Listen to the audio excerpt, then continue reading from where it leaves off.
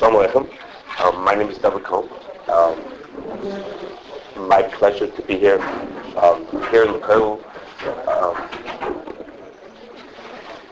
And to me, it's a special pleasure that we're here in the Kotel together, sharing the same podium with the COR, well-known Hashgacha.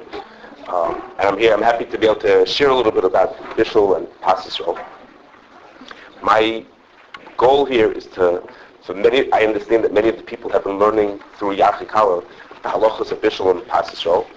I'm going to try to give some practical application to some of those halachas that you've been learning, and to sensitize you to some of the shilas that go on for hashgachas that produce foods that you eat and you'll go back home and see in your pantry to understand some of the shilas that there are.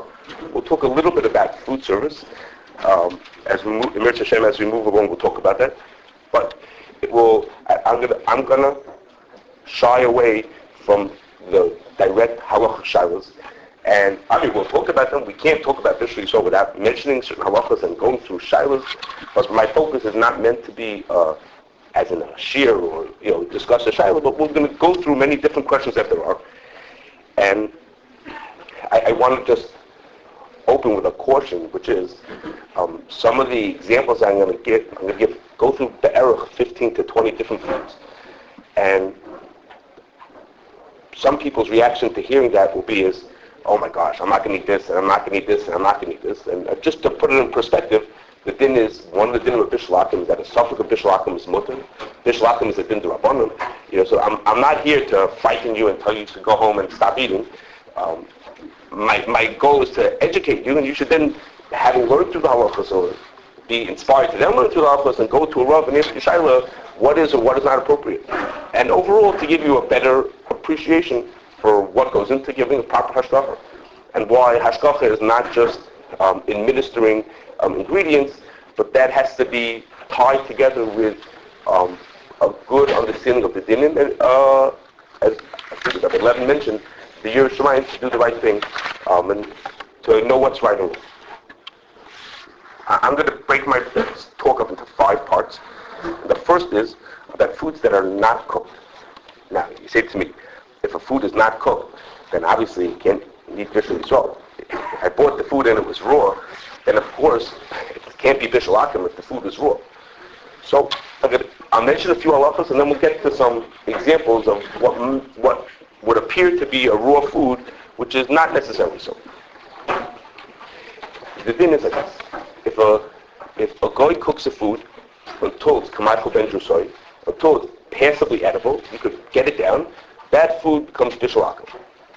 However, the Ramah says that if a yid finishes off the cooking of that food, if a yid contributes to the cooking of that food after it was already usher as Bishul Akum, the yid could save it. He could take it back from being Bishul Akum and turn it back into being Bishul Yisrael. There are cases where even the Mechaber agrees to that, but for sure for Ashkenazim, the Ramah says that after a guy made it Bishul Akum, that I could come over later and make the food back to being Bishul Yisrael. Also, Bishul Akum only applies if the guy cooked the food through a traditional heating process. If the guy made the food edible not through cooking, he did it through brining, through what we call kolosh, he did it through smoking. Those things are hagam, that those things make the food edible. The guy is the one who made it. I used to not be able to eat it, and now I can.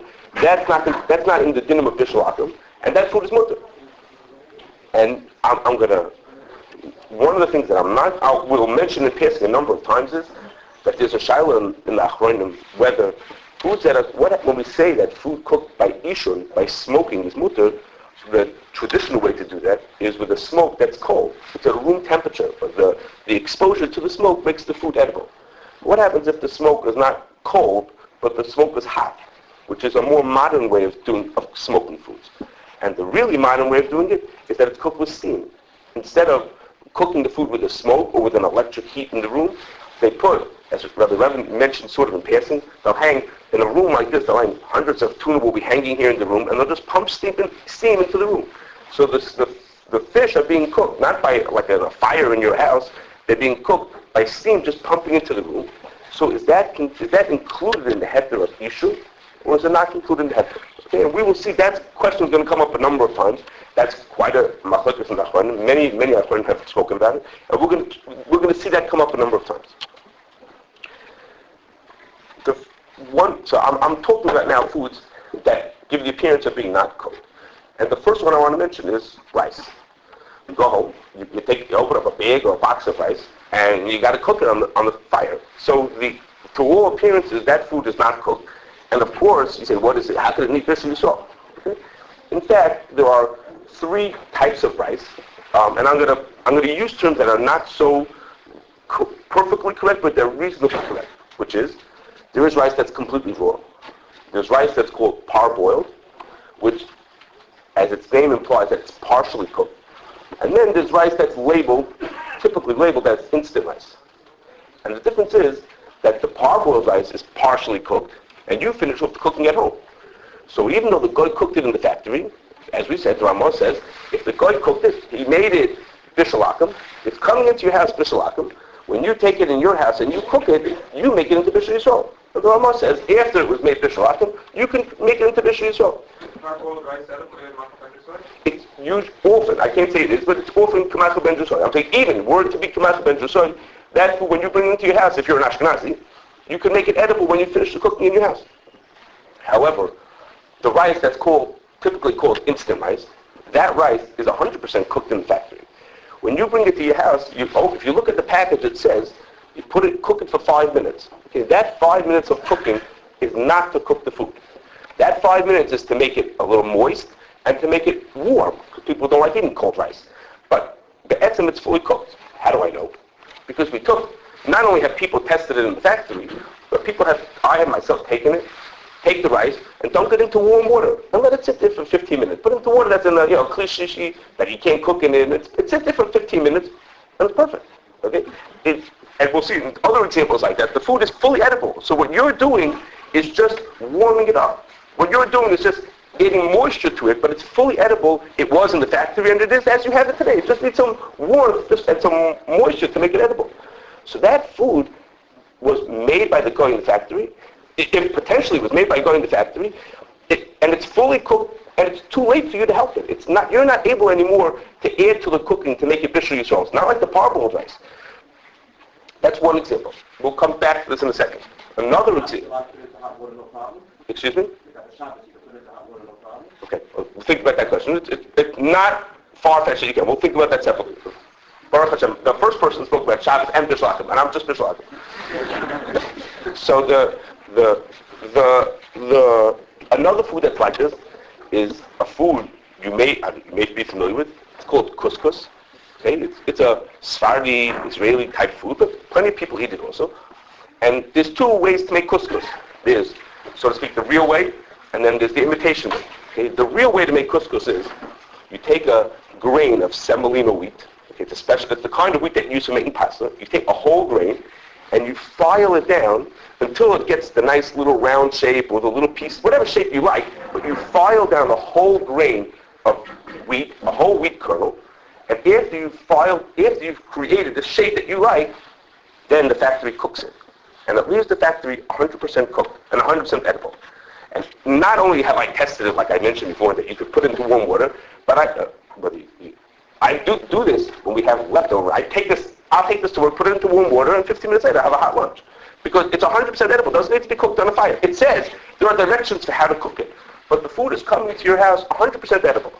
And although you might make it better, that's a thing that although the Ramah says that if a Yid finishes the cooking, it's good. Once the cooking is completely finished, cooking later is not going to help you. So these foods are fully cooked. Now, I mentioned that's the real way, the traditional way to make couscous. There are things that are called couscous which are not that at all, and they're really pasta, they're just pasta in the shape of these tiny little balls or something like that. They're made a different way, and those are raw. Okay, but the couscous that's made the traditional way is in fact a fully cooked item. And a third example, which is similar, is something called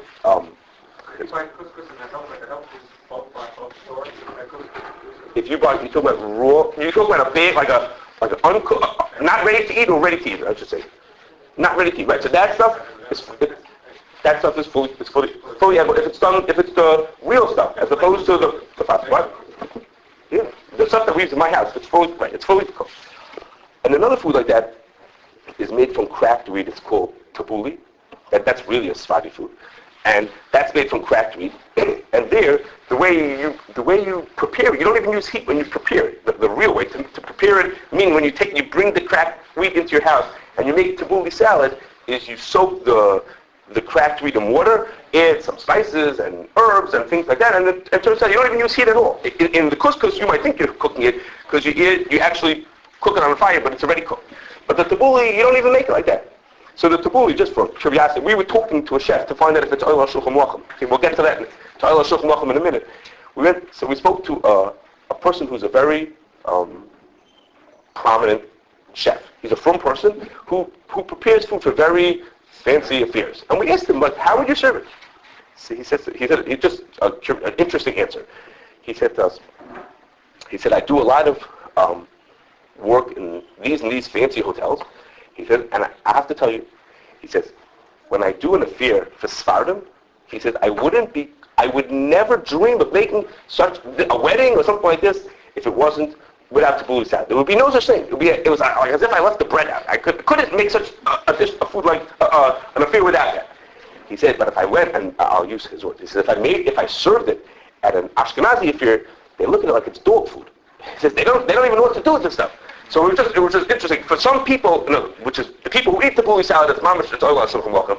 And for other people, in his words, it's dog food. Okay, so we have these foods. I mentioned to you a few foods. We have rice and couscous and the cracked wheat for the tabbouleh salad. That some of these things are fully cooked. In some of their forms, they're fully cooked by the time you get them. How about rice pasta? Excuse me? Rice pasta. Rice pasta? Okay, that is to say, he means it's pasta in the shape of a piece of rice. No. Oh, pasta made out of rice? Is that from cookers? I have to think about that. It's probably not cooked before. I have to think about that. I have to think about how you make that. I would think that it's not. You don't have any. It's like other pasta. Rice pasta is the same as other pasta. It's made, I believe, from rice powder, which I think is not cooked. But I have to think that. I'm not going to answer off the cuff. So these foods that we mentioned, so on the surface, they should require Bishul Yisrael. That is to say, the factory that's making this food has to realize that food needs Bishul Yisrael. Now, for better or for worse, these foods that I mentioned are usually in the factory are cooked with live steam. That's the most common way to cook these foods. Excuse me. So, those who are makel to say that food cooked with live steam is considered ishun, it's not considered cooking with heat. Ishun does not need Bishul Yisrael. So if you hold that cooking with hot steam is not considered Bishul to make it Bishul Akum, then these foods don't need Bishul Yisrael. If you hold even the instant, if you hold that usually these foods are cooked with live steam in the factory, not always, but usually, if you hold that hot steam doesn't need Bishul Yisrael, then you're off the hook. Or then the hashgacha is off the hook. So I'm mentioning this as an example. There's a shaila about whether hot smoking makes you have to have Bishul Yisrael, and the rice that you ate on Shabbos may have been soymach on that kula. Now I'm not saying mutter rasur, but that shaila is negated to all these foods that really to the layman have the appearance of being raw food. You pick up a bag of rice, so the appearance is that it's a raw food. And we're going to see as we go on that the kula that I just said to you, that maybe it's cooked by steam, is not even always as true as it seems. Okay. Excuse me? With instant oatmeal? Okay, instant oatmeal is cooked actually, but the oatmeal is not oil shulchan lachem. So whereas rice and the foods that I mentioned are presumably oil shulchan lachem, most people wouldn't consider oatmeal the way we eat it as oil shulchan. Excuse me? But bulgur, I don't know who asked the question. I can't look at him. But bulgur is the wheat that's used to create tabbouleh salad. That's what it is, and it's fully cooked. Typically it's fully cooked by the time you see it in the store. Okay, let's move on to the definition of oil shulchan lachem.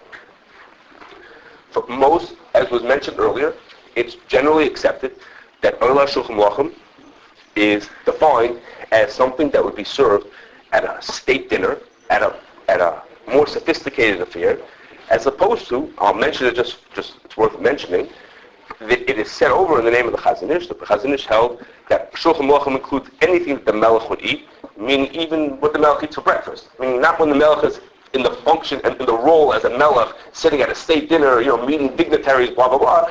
Even without that, even when he eats privately, which, if you hold like that, means that there's almost nothing that's not Oler Shulchan Aruch, because the Melachim, they basically, whatever you say, they're just like us, they eat the same foods that we do. So most people don't accept that. Most people say that we looked at Shulchan Aruch and what they serve when they're in their role as a melech, they're eating in a more sophisticated, and for our way of judging it, we usually judge it, as has been mentioned, by what they would serve for us at a chasana, at a dinner, something more sophisticated, as opposed to what you would serve at a bris or at a shalom zachar, or you serve at a brunch.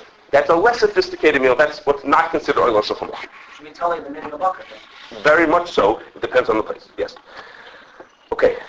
Also, another shayla that was mentioned in passing by Rabbi Kulik, which we're not going to talk about. We're going to assume a certain way, is if you have a food that could be prepared in more than one way, it could be prepared in a way that's oil shulchan aruch and in a way that's not oil shulchan aruch. We're going to work with the assumption that if you prepared it in the way that's not oil shulchan aruch, then the food is mutter. Okay, that's also a shayla in the contemporary question. We're going to assume that food is, if you prepared it in the way that's not oil, then it's mutter. Okay, I said to you, and we've all been assuming that rice is oil shulchan aruch. What would you say about rice pudding or Rice Krispies? What do you think about those foods being oil shulchan aruch? So you think, okay, it's better if you told me that I can't eat my rice at home, but Rice Krispies, obviously Rice Krispies is not oil shulchan aruch. The only problem is that in order to make Rice Krispies, the rice doesn't come out of the ground and then turn into Rice Krispies. Before you make it into Rice Krispies or into rice pudding, really the first thing they do is cook up a huge pot of rice. Okay, and really in the factory, there's this huge pot of rice, which later turns into rice pudding or Rice Krispies. Okay, but I don't think this was really what the health department wanted them to do, but in a factory that I was at, they were making a different kind of food. The employees would scoop stuff out for lunch. Okay, that's what they did when they want, during lunch, they scoop stuff out of a big pot, because that was, for them, that was good. Okay, so they're making a big pot, basically, a very big pot of food, which is oil shulchan aruch. Okay, and that stuff is not cooked with steam. It's cooked with water. It's a big pot of rice, just like we would eat. So now, there are those who make up to say the following. When you make, let's do the rice pudding first. That's the easier one to explain. Is when you make rice pudding, the typical way you make it is like this. You take your big pot of rice and you cook it up. A regular pot of rice would take, let's say, 15 minutes to cook. Instead of cooking it for 15 minutes, they cook it for 45 minutes, for an hour. And then what do you think is going to happen to rice when you cook it for 45 minutes? The whole thing is, all the pieces of rice are going to fall apart, and it's going to turn into this big mush of mushed up rice, okay? And then you let it cool down, and guess what it looks like? Rice pudding. That's what you want. That's what rice pudding is. Okay, so this food went from being raw, it was put into the pot raw, and the guy cooked it, and if you stood there for 45 minutes, you would have noticed that after 15 minutes, the food was oil shulchan aruch, but he didn't stop. He just let it keep on going. And he let it cook for 45 minutes or for an hour. By the time he finished, the stuff was not oil shulchan aruch. It was just a big mush of rice pudding. Okay, so now, if you have a food like that, it has been suggested that since the Goy's cooking took the food from being raw to being not oil shulchan aruch, even though it temporarily passed through being oil shulchan aruch in the middle, there was a time in the middle that it was oil shulchan aruch. That food is not usher. That is to say, just like I had mentioned that if a Yid finishes the cooking of the food, he can make it Bishul Yisrael. The guy made it Bishul Akum, he cooked it a third. He put it into a package of parboiled rice and sent it home to me. I, by finishing the cooking, can make it Bishul Yisrael. So too, in a somewhat of a similar way, here the guy started the cooking. It passed through a point when it was Bishul Akum. Then if you would have taken a snapshot in the middle, it would have been a food that was oil shulchan aruch and usher. But since he kept on going, he ruined it and he took it to being back, so to speak, back to being mutter. Now, the big difference between the cases is, of course, that in this case, in the first case, where the Yid adds to the cooking at the end, a Yid helped in the cooking. The Yid made it Bishul Yisrael. It was Bishul Akum, and the Yid, that's the Chiddush of the Rajma, that the Yid can take it out of the garbage and make it back to being Bishul Yisrael. Over here, there's no Yid. Here, the food became Aser, and then something sort of on the side happened that made it not. Okay?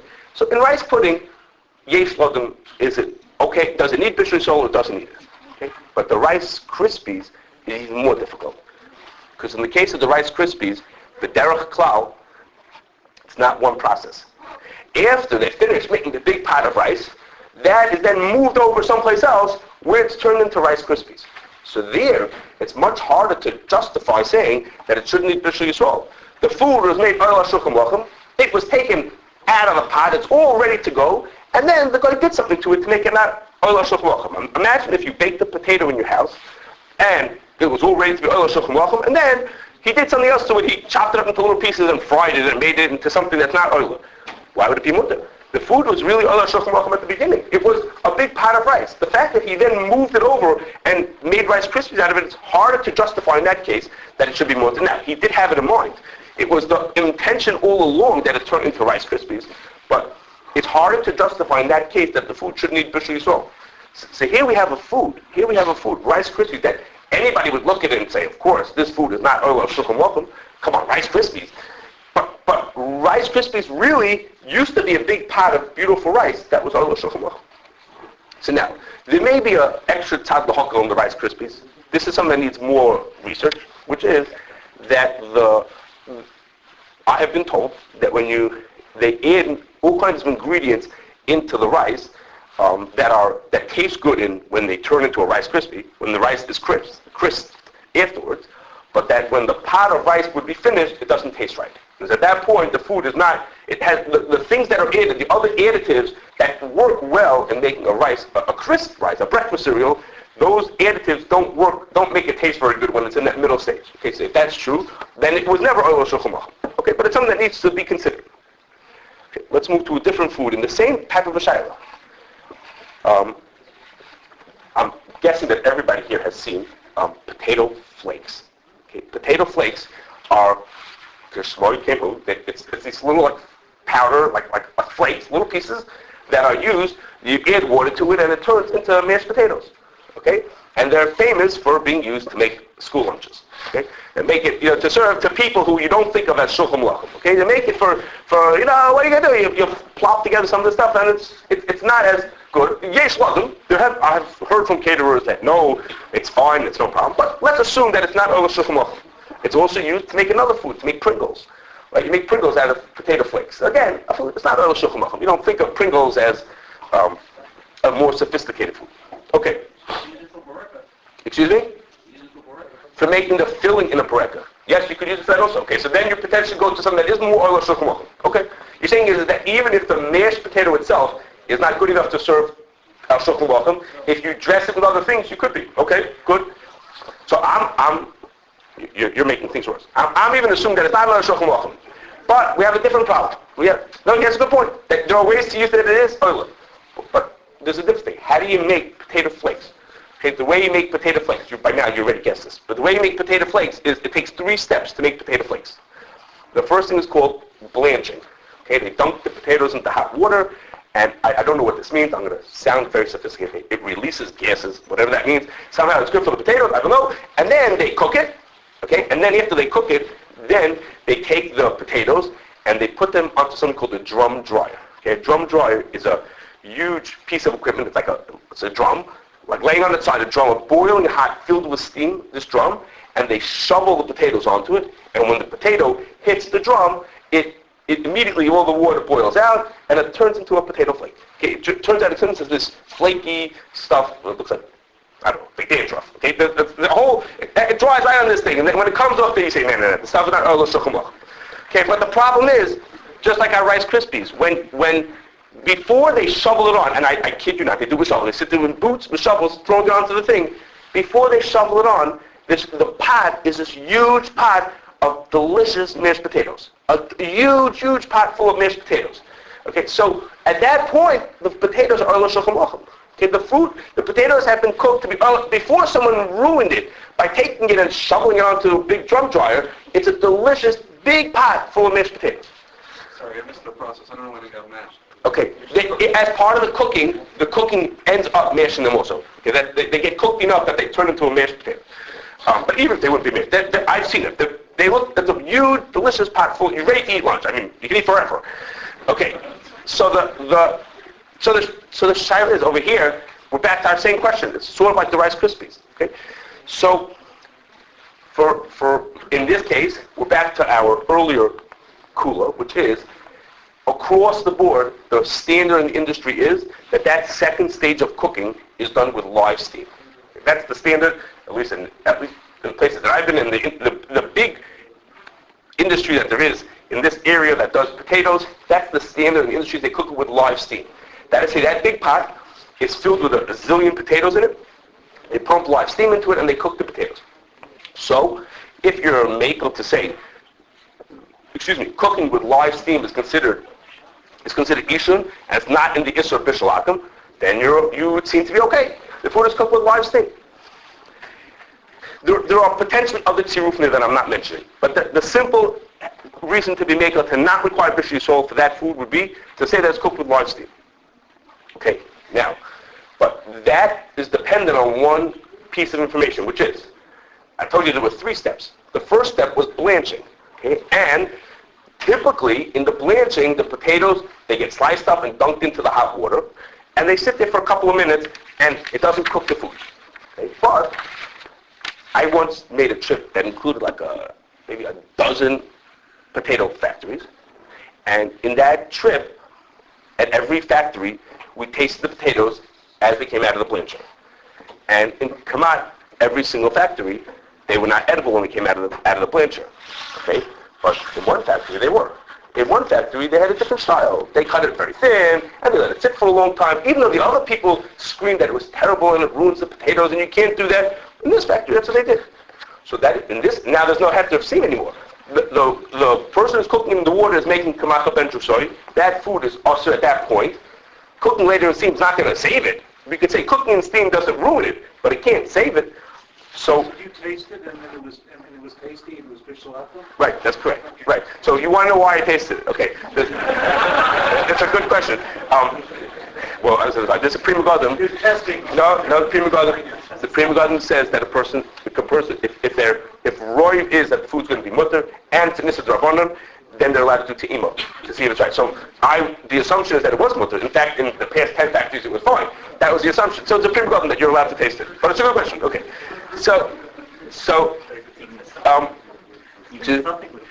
Like if Suffolk, okay, it's Prima Garden. Okay. So what I'm getting to over here is that even if you're gonna say that cooking with steam is mutter, and the potato flakes are going to be mutter because they were the bishul by the gori is not considered bishul, okay? But that now you have this rule. You told me that it's mutter, but you have to apply it properly to the situation. If you're getting your potatoes from the factory that has that different style of cooking where the blanching does do a cooking, you can't just say my policy is that I'm allowed to, it's cooked with steam and it's mutter. Someone's got to be hands-on and know what's going on. That in fact, that the first stage didn't do the cooking. Okay, now we now move to another potato food. This, you may never have seen this food. They're called potato dices. Okay, which is, companies prepare potatoes. They cook them, they cut them into these very small shapes or cubes or all different styles of shapes, and they cook them in water, mamish kamachel ben drusai. They cook it that it's passably edible. That was the standard in all the places. It was kamachel ben drusai coming out of, when it comes out of that cooking that it does. So, these foods are partially cooked. They're cooked in water. At this point, they're passably edible, so they should be bishul akum.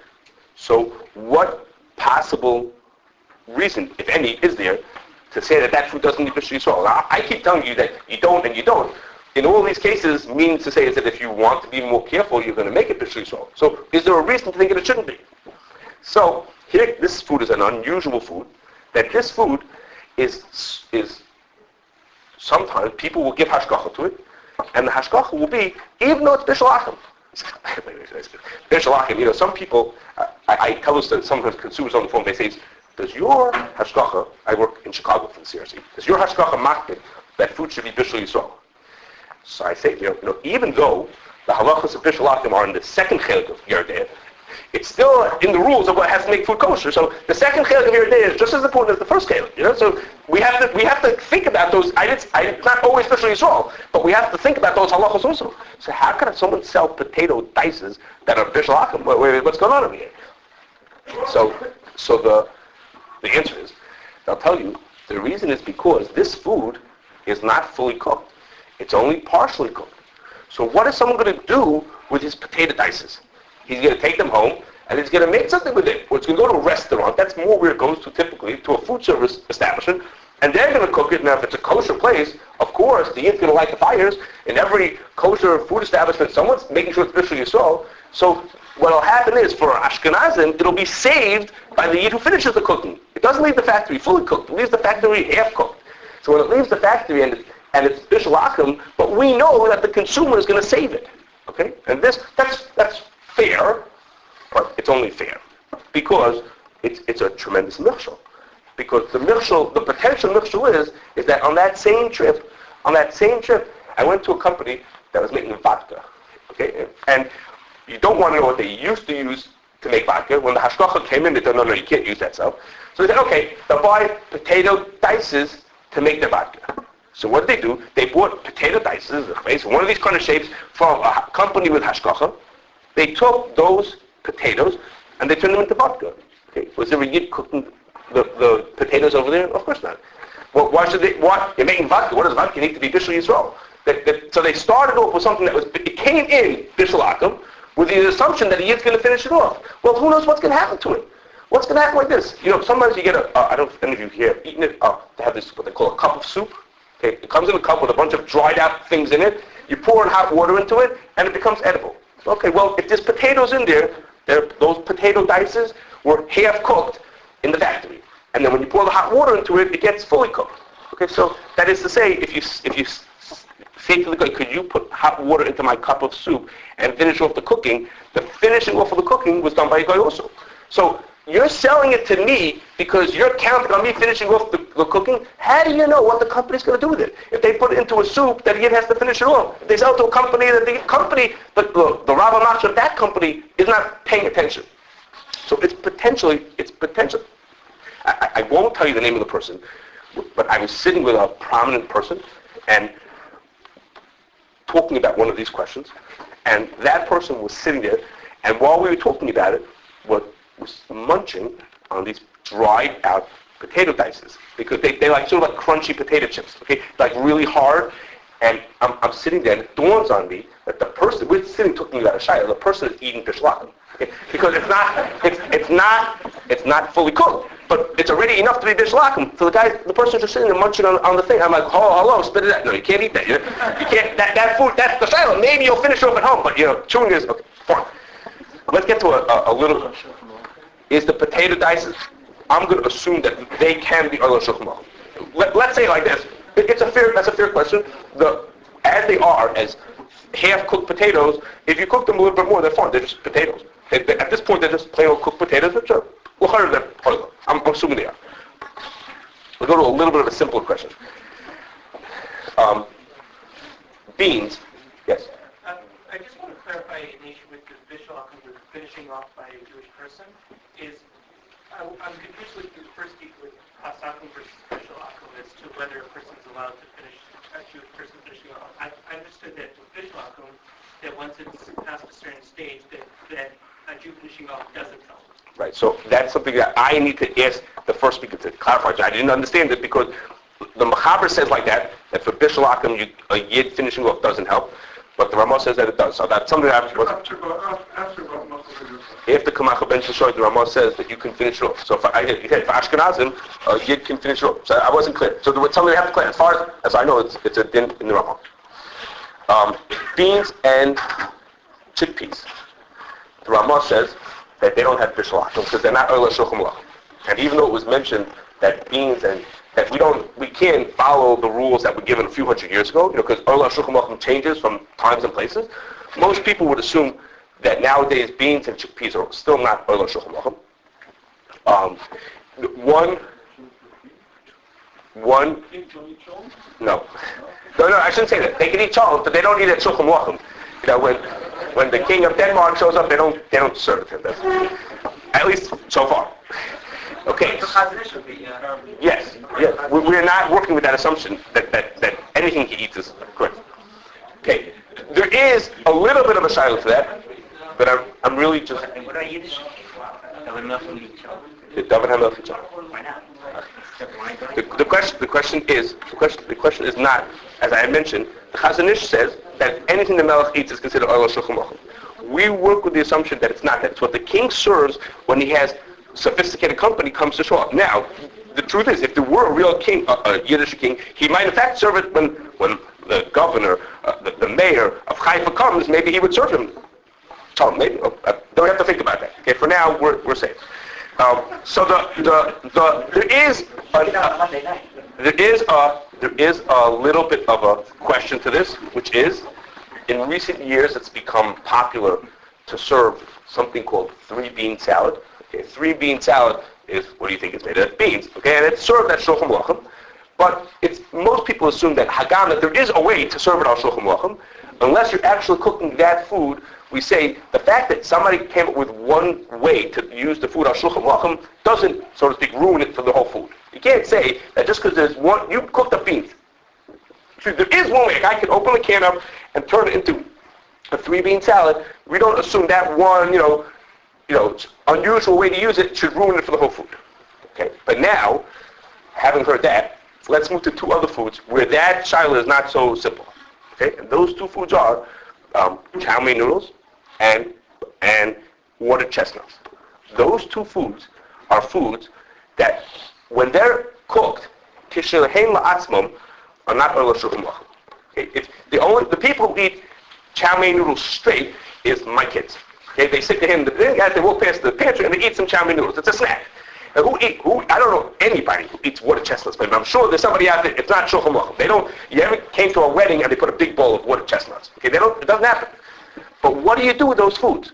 You take chow mein noodles and you put them with other foods at a very fine-looking dish. The water chestnuts will probably be in the same dish. But you mix it with different kinds of things, and then you serve it in a way that it is oil shulchan aruch. Meaning, not only our way of using it, but a prime way of using these foods is our shulchan aruch. But every time you use it, it's in a secondary use. Okay? You're never served a bowl of chow mein noodles at shulchan aruch, but you would very much be served it as a tuffle to other foods. Okay? It would be served as a secondary part of other foods. You have a plate of rice with some vegetables and chow mein noodles mixed on top of it, and it would be considered oil shulchan aruch. So should such a food be considered that the food is oil shulchan aruch? Again, the food itself would never be eaten on shulchan aruch, but the food, in one of its prime uses, it is used as shulchan aruch. So there have been those who said that you can't judge a food by its use as a tuffle. You have to look at the food by itself. If you have potatoes, you have rice is served on shulchan aruch. But if the food itself it's only shulchan aruch as a tuffle, can't use it like that. And what's sort of similar to a din, which is in Bishul Akum, if you have a mixture of 2 foods, okay, the example in Shulchan Aruch is you made bread, and the bread you made challah, and the challah has in it flour and water and eggs in the batter to make the egg. I'm not talking about the egg that's on the top. You made it flour, water, eggs, and 10 other things. The eggs that are in the batter don't need Bishul Yisrael because they're included in the hefter of pas palter, because the eggs are tuffle to the bread. So there is such an idea in Bishul Akum that things that are tuffle don't count.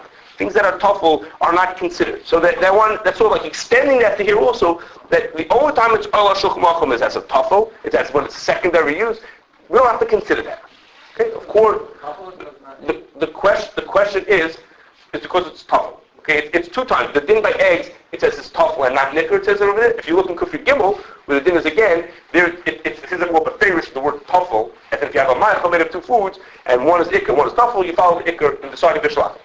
So by the case of eggs, it really is because of tuffle. It doesn't say it as clearly. Okay, that's in Kufri Base. In Kufri Gimel, it says it more clearly that it's because the other ingredients are tuffle. The problem is that in the halachas of Bishul Akum, l'chayra, the way of serving rice with chow mein noodles on it, or a dish with vegetables and water chestnut, l'chayra would not be considered a tafel. Okay? So the dinner of Bishul Akum are not the same as the hilchos brachos. L'chayra it would not be. And even the whole story is harder to hear because you're saying just using it as a tafel is not a way to judge whether something's on a shulchan aruch. But here, that's really the way you use this food. What do you do with water chestnuts? You cook them up and then you mix them with other vegetables and serve them as shulchan aruch. It's not like a by-the-way kind of way to use it. It's very much the way that you use those foods. So it's harder to hear why those... So again, even though we said for beans, there's an unusual way to use it on shulchan aruch, we ignore that. But it's harder to say that over here when this is the primary way that you use the food. It's harder to say that this food shouldn't make it on shulchan aruch. Okay. Canned ones then, is that what we're talking about? Excuse me? The canned chestnuts. Okay, canned water chestnuts is, okay, the way it's cooked is, I didn't mention that. We really weren't talking about steam, but the way it is that the water chestnuts are put into the can with a brine, some kind of a liquid. The can is sealed, and then usually the can is cooked in steam. Okay? But that's, almost nobody holds that that's in the heter of ishun. Because what's cooking the water chestnut, there's heat coming from the steam, but it's in a like a little pot filled with water. Okay, it's getting hot. The whole thing is getting hot with liquid in there. Almost nobody holds that that's considered ishun. When we say ishun, steam to be considered ishun is like I described to you. Rabbi Levin was saying, you've got a whole room full of tunas, and there's just steam cooking them. Okay, there's just steam pumping into the room. That's not the same as when it's in the kitchen. Okay, most hold that. Almost nobody holds that that's considered ishun. Okay. L'chayra, that if the company's making 3-bean salad, the thing that itself is oil, l'chayra, that everyone should agree that needs Bishul Yisrael because they're making the food that's oil shulchan aruch. You can't say no, it's not oil. This one mamish is l'chayra. It's hard to escape that needs it. Okay. We're moving off of oil shulchan aruch to the other big klal in Bishul Yisrael, which is that if a food is ne'achal chai, if a food is edible raw, it doesn't need Bishul Yisrael. And for this din, there's a very important shach to know for this din. The shach talks about the following case. What happens if you have a food that most people eat cooked? Most people don't eat this food raw. But there are people who eat it raw. The food is, there's people who eat this food raw. The shach says that food is considered ne'achal chai. It's considered edible raw. Because people do eat it raw. They may prefer to eat it in the cooked form, but people do eat it raw. That food is considered ne'achal chai. So now, we have to give you 3 examples to understand that shach, when it does or doesn't apply. Again, the shach said, if some people eat it raw, and just everybody prefers to eat it cooked, that's considered ne'achal chai. Okay, the first case is, this is Rabbi Levin, who was so nice as to have me over, and for breakfast basically served this to me. So I told him that I'd mention this case. I was going to mention it anyhow. But cranberries. Cranberries are terribly tart, and nobody eats cranberries as they are. You can't bite into, it's not considered edible to bite into cranberries. They can't eat them. So they're so tart, you can't eat them. So what do you have to do? You have to sweeten them. Okay, the cranberry juice we were eating was cranberries mixed with a sweetener. You don't eat pure cranberry juice. Nobody eats that. So the cranberries have to be sweetened. Okay, the typical way that you sweeten cranberries is you cook the cranberries together with some kind of a sweetener that gives the sweet taste to them, and then you want to make cranberry sauce. You cook cranberries with some kind of a sweetener, and it makes it have a sweet taste to it. Okay, so the typical way that people eat cranberries is after they've been sweetened through cooking. So most people are eating it cooked. However, if you look at the package of cranberries, if you buy actual raw cranberries, it says packages that I have seen give recipes for how you at home can make it to sweeten it without cooking. You're not a factory. You're not going to cook it up. There are ways to sweeten it that you should be able to eat it without cooking it. And the people in the industry have said, the etzem doesn't need cooking. It's not like a potato that you can't bite into. It doesn't need cooking. The cooking is just a way to get the sweetener into it. Okay? And there are other ways to get sweetener into it without cooking. You can get it, and the package gives you ideas of how to sweeten it in your house. I mean, without having to cook it. So here we have a food that almost nobody eats it raw, but people would eat it raw if they had a different way to sweeten it. So does that qualify for the shach, or it doesn't qualify for the shach? The shach said that if people usually eat it cooked, but they would also eat it raw, they would potentially eat it raw. So does this food that you really could eat raw, but you just choose not to because you buy it from the store already cooked and sweetened, but you could have sweetened it without cooking, does that count? So on that shiloh, so far, we would say that this kamat nobody, this is the opposite now of the beans. This kamat nobody who eats the cranberries without cooking. Even though the shach said that some people eating it raw is good enough, but here there's nobody. How many people buy the package of cranberries and then go put sugar onto it and whatever they have to do to make it edible? Most people don't. Most people eat it in the cooked way. Okay, but we were saved by the new invention, which was, I don't know, 10, 15 years ago, cranberries were very popular, so a lot of farmers started planting cranberries. And then the fad died, and all of a sudden there were all these farms with cranberries, and they had nothing to do with them. So to solve the problem, they invented something called craisins. Okay, craisins are dried out cranberries, and that was a way to deal with there was too much cranberries to go around. How much can you eat? So they came up with craisins. Now craisins are not cooked, and they are sweetened without that. So all of a sudden it became a significant group of people who eat cranberries not cooked. So the cranberries went back to for sure qualifying for the shach. The shach said if some people eat it raw and most people eat it cooked, that's fine. That's considered an alcohol. So because craisins are a thing that people eat raw, it went back to being considered an alcohol. So what happens something that used to always be cooked, but now you normally use steam to cook it? So does that become that it's that it becomes also made with stuff? Say it again. Can you say the question again? That normally used to cook potatoes with it, but now a good portion of potatoes are made with steam. So if the whole steam is not official, so then even ones that are cooked should be considered nefachai because it's Okay, that's actually a very good question. It relates to what I'm about to say. I'm going to wait to answer your question. It relates to what I'm about to say now, which is, the next food is beets. Okay, beets are they're not tart, but they're hard as a rock. You can't bite into a beet. Okay, it's not nefachai. But probably half the people in this room ate beets that were raw yesterday. Because when you make chrein, okay, you mix horseradish with beets. You don't have to cook those beets for that. Because they're with other foods, because they're with the beets, with the horseradish, they don't need to be cooked. So here we have a food that typically, if you buy a can of beets, okay, you're buying cooked beets. That's the way you usually eat it. If you want to buy beets in the fruit store and take them home and cook them, you cook them before you eat them. But there are plenty of people who eat beets, who are eating beets raw. So should that be the same as the cranberries? Okay. So this case is more complicated because, as was mentioned, in this case, the beets, they're not really raw. They're raw in the scientific sense. But in the din, we don't consider them raw. They were kavush.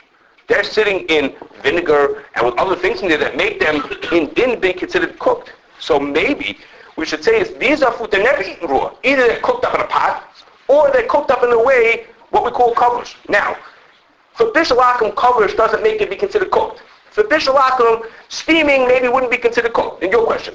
But no one eats it raw.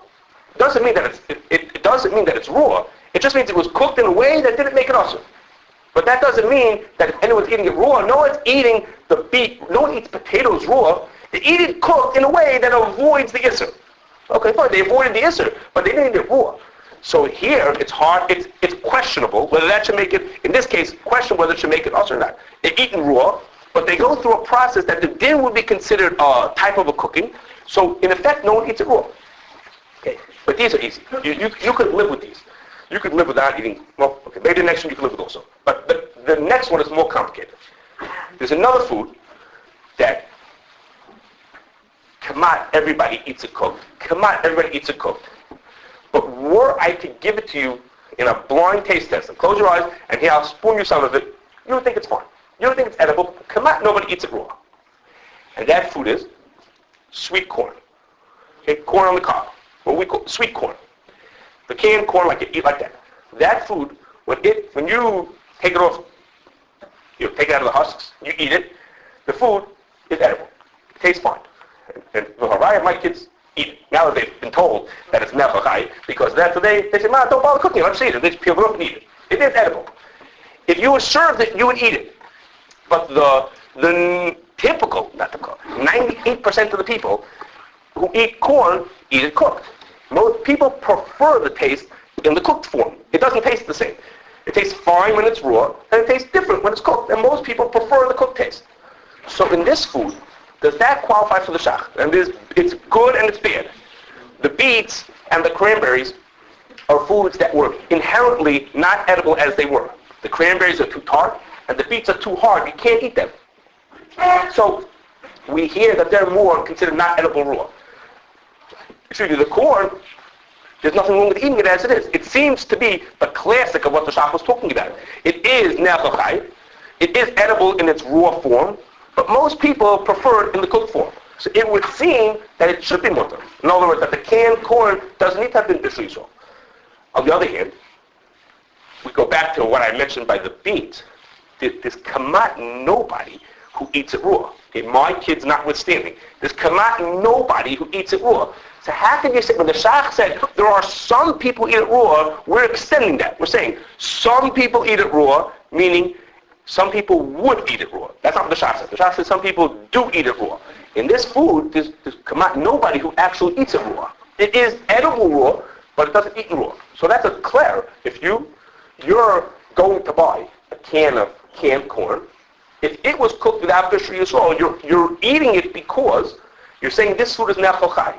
Even though in your life you've never eaten that food raw, and nobody who you know has eaten that food raw. So if you're making a hashara that this is nefachai, I'm not saying it's right or wrong. I'm saying it's a hashara that this is nefachai, even though no one eats it raw, but everyone could eat it raw. You could potentially eat it raw. How is it cooked? How is it cooked? It's cooked when you talk about a can of corn, as was mentioned before. It's in the can with a brine, and then usually cooked with steam. Don't you cook it at home? What? When you take it out of the can, you cook it again. When you cook the canned corn, okay, that food is fully cooked. Okay, if it went through, okay, that's a different topic. It's fully cooked when it comes out of the can. If you like it warm, that you're choosing to make it warm, but it's not. It's fully cooked at that point. Okay, now we'll get back. I hope, if we have time, we're going to get that. Hold on a second. There's a different kind of corn, okay, that's used for making other foods. Well, I said to you sweet corn. There's a different kind of corn that's used for making like tortillas and wraps. That's a whole different kind of corn, which is surely not nefachai. If we have time, we're going to get to that. That's its own shiloh step. You have a question?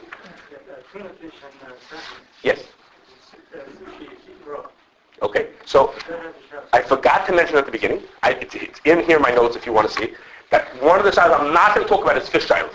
Okay. All fish shilohs. That's its own. Next year's yachikala. I'll announce it now. Next year's yachikala is on the topic of fish. I don't have a responsibility for that, but it's its own topic. It's its own shiloh. Fish has many shilohs too. I'm not going to talk about that. Sushi is its own quirk in the shiloh. Green beans, same as corn, people eat. Green beans are raw, are nechachai. They are nechachai. Okay. In the interest of time, we're going to keep on moving. Okay, we have two more topics. I'm going to try to do what I can. Okay. Is corn a shulchan aruch? My understanding is that it is. That the sweet corn is considered a shulchan aruch. You could disagree, or you could, maybe that depends on the place. I believe that it's certain. That's my impression. Okay. The Frozen corn, how's it? frozen corn is not cooked. I don't know who's asking the question, but frozen corn is not cooked. It's blanched, it's not cooked. So that's raw. That's really raw. Okay. Did you come up with a fact on these cases? After you want to know what would we do in the series if you're doing it? That's sort of like a personal question. That's something, but I'm a little bit joking, but it's something that if Rabbi Levin mentioned, he ran away. He mentioned that a certain amount you have to trust the hashgacha, but a certain amount you have to question them and understand at least that they're considering the shiloh. Okay, that meaning that the hashgacha is run not only that it's administered properly, but it's always thinking through this kind of a shiloh. Okay, I have to tell you, when I once spoke to people in Kashrus, and I don't consider this a bad thing, I spoke to people in Kashrus about different kind of Bishul Akum questions, and one of the people raised his hand, and I kid you not, he had been working Kashrus for many years, And he said, how come in my factory, I'm the mashgiach in the factory, and we make apple juice? Why doesn't my factory need Bishul Yisrael? Okay, now, of course, it's really a foolish question because apples are nechachai. So apple juice doesn't need Bishul Yisrael, and there's other reasons why he doesn't need it. But the point is, at least he had opened his mind. He said, whoa, wait a second, let me think about the plants that I go to. Am I thinking about Bishul Yisrael? So you want that your Bava Machshir and his mashgichim should be thinking about that. So I'm not going to answer your question as to whether if we would give hashgacha, we would require it or not. But it's a serious question. And if you have canned corn in your house, it's a fair question. Is my corn Bishul Yisrael? Or does it need to be? That's for your Rav to answer. Okay. The Gemara, we're going to move through. We're tight on time, so I'm going to move on like this. Now you came up with your food and you decided that you want to make the food Bishul Yisrael. Okay? You heard all these scary things and you said, okay, the food has to be Bishul Yisrael. So what does it take to make the food Bishul Yisrael? As was mentioned, the Gemara says 3 ways to make the food Bishul Yisrael. Either the Yid lights the fire. First one is the Goy lights the fire and the Yid puts the food on. The second is that the Yid lights the fire and the Goy puts the food on.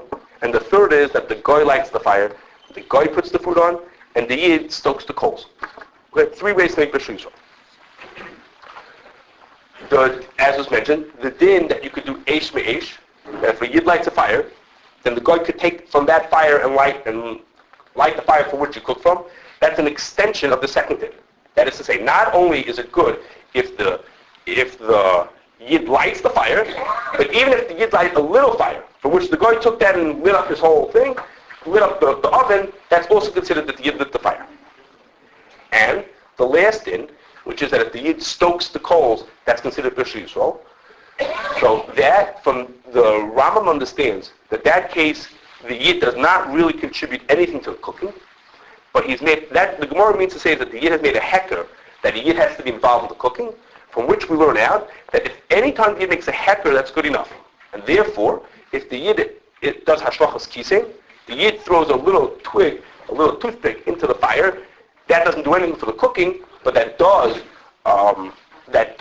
make a hecker that the Yid has to be involved, and that's considered that the Yid participated in the cooking also. And that the Ramah is Mako, that's also considered that the Yid participated. What the Gemara means to say when it says you didn't light it, you didn't put it on, you just threw something in that you had nothing to do with the cooking, but even so, it's considered Bishul Yisrael because the Yid, he made a hecker that this needs a Yid's participation. If the Goy puts a pilot light on, and you just stick a piece of paper in it, Okay. paper lights now, would that be good enough? The Goy lit a pilot, and you added you put a piece. If you put a piece of paper in, So you're not adding anything to the fire. That's an interesting question. You're usually not doing that. The kisei is being thrown into the fire. It's like joint part of the fire. a piece of paper into the pilot, and you let it catch fire now. It's a good question. But that might, if you threw it in, maybe it would be good. I'm not sure if that wouldn't be good. You're trying to make a hecker. You're not trying to cook. You're trying to make a hecker. You're saying you did it into the pilot. L'chara, that should be good also. I think that would be good. For all future fires. For fires taken from that pilot. It's now a Yid has made a hecker to that fire. Okay. Now, I'm going to digress for a second. It has been mentioned already, even though I'm supposed to do a Bishul Akum, that one of the reasons why it's important that somebody cooking food in food service, that means a restaurant, a hotel, a caterer, should have a mashgiach there all the time, is to take care of Bishul Yisrael. Even if there aren't other reasons to have him, one of the main reasons why it's important to have a firm person at all times in the kitchen is to take care of Bishul Yisrael.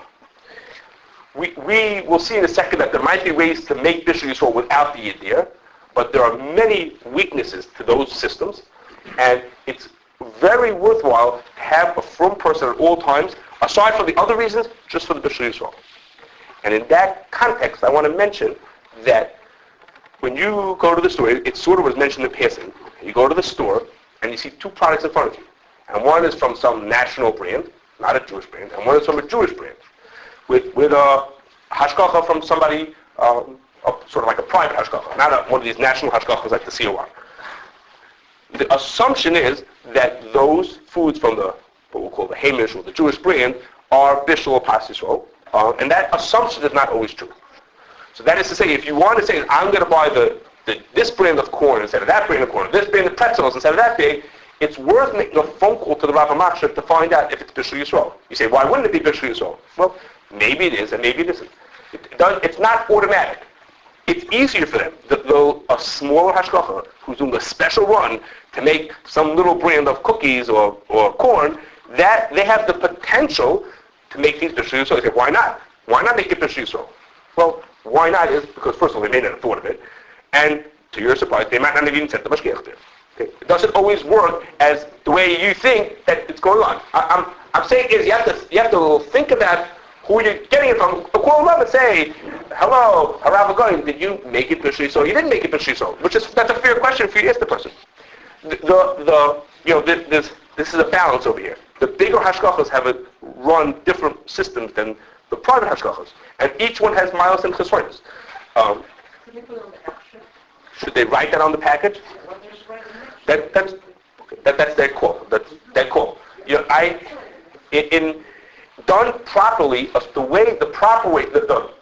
optimal way for a private hashgacha, in my mind, to do the hashgacha is for them to go to a company that has a national hashgacha. I mean, they're covering certain things, and saying between all the companies that make potato chips, I'm going to find the one that has the least shilas to it, that's the simplest, that's the most straightforward. I'll go to 5 different places until I find a good one.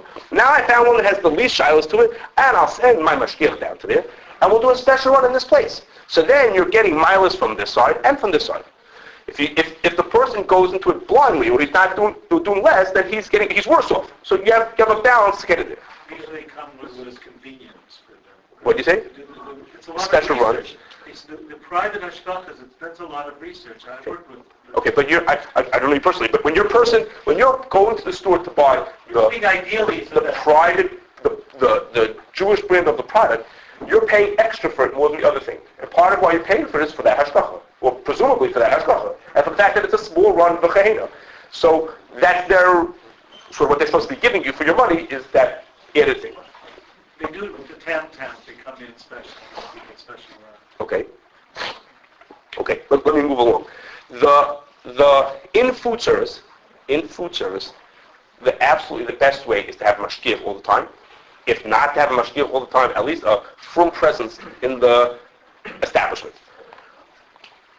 If the person is not from, you may know that there's a machlokes whether someone who's not from can, if his lightings create Bishul Yisrael, and there's a machlokes. If it means something that Moshe was Mekel, that it is considered Bishul Yisrael. But this question is really academic, because we're not talking here, if it happened in your house, it would be one thing. But you go into a restaurant, you have to trust the person that they did it. There's 10 people in the back of the kitchen, okay? And one of them is the non-from person, and you're saying that his cooking is considered Bishul Yisrael. Well, then you're saying is that you're trusting him that he did the cooking. I walked into it wasn't a food service, but a little operation, and as we walked in, I walked in with a mashgiach. And I said to the mashgiach, is there going to be Bishul Yisrael in this factory? It was like a little factory, a little place. I said, is it going to be Bishul Yisrael? He said, yes, because Avi, who's not religious, Avi does all the cooking. Okay? But when we walked in, Avi, we said to Avi, you do the cooking? He said, well, things have gotten busy, and Jose helps me out also. Okay? So the reason why Avi could say that is because since Avi doesn't keep kashrus, he's not careful about kashrus, to him it's not important, so we can't trust Avi that he's going to always do the cooking. And when he gets too busy, so then, whatever the rabbi said, whatever. So Jose will do it also. What's the difference? It's almost the same thing. Even if a not-from person's cooking creates Bishul Yisrael, but that person, you have to trust the person. So in a food service establishment, you can't trust him because he doesn't have the nemonis to make sure that he is going to do the bishul that you want him to do. Okay. It was mentioned that a pilot light is considered eish me'esh. Ramah says that that's considered that yid lit the fire. There's the Ramah. The impression from the Ramah is that it's mutar l'chadchila. The question to that is that the Ramah is coming from Issa v'heter. The Issa v'heter says that it's only mutar b'diavad. There's a question whether it should be mutar l'chadchila or only b'diavad. That's a question. However, in food service is not like in your house. In your house, if you still have a pilot light, you lit it once and it stays on mamish for 6 months. And if it ever goes out, it's like a whole to-do that it went out. But in a restaurant, if it lasted for 6 days, That's a chiddush. Okay? Pilot lights in food service establishments don't last because they don't cook like you do in your house. Okay? There's mess and things all over the place. Things have caked on garbage on them. The pilot lights don't last. So if in din the pilot light might be good enough, in practice it's very weak to rely on it. And people put their mitzvah things. They say, okay, we make a rule in the kitchen, no one's allowed to have any matches. No, there's a no match rule in the kitchen. Okay? Other guys have another rule. They put if you ever go to a shiva house, they have these big candles, right, that burn for a whole 7 days. So a yid lights that and sticks it in the corner. If the pilot ever burns out, light it from here. Okay? So we gave the guy a way at least to light it from the Eshel Yisrael. Okay? But, you hear that this is not wonderful. But people do it, and for sure as a backup, in food service they'll have a yid lighting the pilots, so that in case something went wrong, there's a backup that was Bishul Yisrael. And I mention this because many hashgachas allow in their food service establishments that there should not be a mashgiach tmidi, not be a firm presence in the store at all the times. And as consumers, you have the choice, if you want to be more careful, that before you walk in, you say, is there a firm person here cooking all the time? I will choose to eat only in the place. I'm more conscientious. I'll only eat in the place with a firm person there all the time. And you've done yourself made a big step towards eating food that's better, because from a Bishul Yisrael, you easily see that it has other advantages to it also. So even if you go to a city and the food, there's not a mashgiach tmidi all the time, if there are 5 restaurants, you may have to limit yourself to the one that has Bishul Yisrael, but you're, as a conscientious consumer, you are doing yourself a favor, and in the long run, you're doing everybody a favor. Because by favoring the place and saying, I'm coming to you because you have the mashgiach tmidi, means the guy down the block will think twice that next time maybe he should have mashgiach tmidi also. Okay, I'm going to, for a second, talk to you about factories. In factories, there's no mashgiach tmidi. It almost never happens that there's a firm presence all the time. The Bishul Yisrael is usually created when they need to be done in very different ways through the boiler. There are many, many shilos. It's not for a oil like this who's never going to be there, but you should know that it's quite complicated to make food Bishul Yisrael. This shilos in din, whether it works, and the shilos in practice of how to actually carry it out, that the factory should be Bishul Yisrael. It's quite complicated. Okay, tonight, we're out of time. I was going to talk another topic, Mr. Hashem. I'll do one more thing. I'm not talking pasisol. My last topic was supposed to be pasisol. I didn't get there. In a factory, let me just say this. In a factory, it was mentioned, I'll expand for a second on it. It was mentioned that hashlochas kisein is enough to make food Bishul Yisrael. And there's different ideas were made for how to make hashlochas kisein lamaisa in these days. And we'll break them into 2 different types. There was a glow plug, as was someone mentioned, and a light bulb. Okay, let's talk about those 2 in those ways. And I'm going to talk about this for a second. There's 2 possible reasons why. Let me start the other way. Hashlochas kisein is if the yid does anything to show that a yid has to be present at the cooking, that makes it Bishul Yisrael. So the svara is if I put a little heat, I put a little, incandescent bulb. An incandescent bulb gives off a little heat. A glow plug gives off even more heat. It's very hot. I'm giving a little heat into the fire. So the yid has made a hecker that you can only cook here if I do my participation. So on the surface, it seems to be that it should work. There are 2 possible problems with that, with these ideas. One is maybe what you did is somehow it's not enough of a hecker.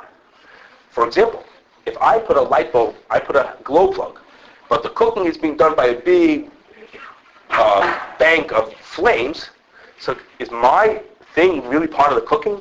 Have I thrown my kisein into the fire, or is my thing just cooking, and like Rabbi Kuhn mentioned, someone turned the heat on in the house?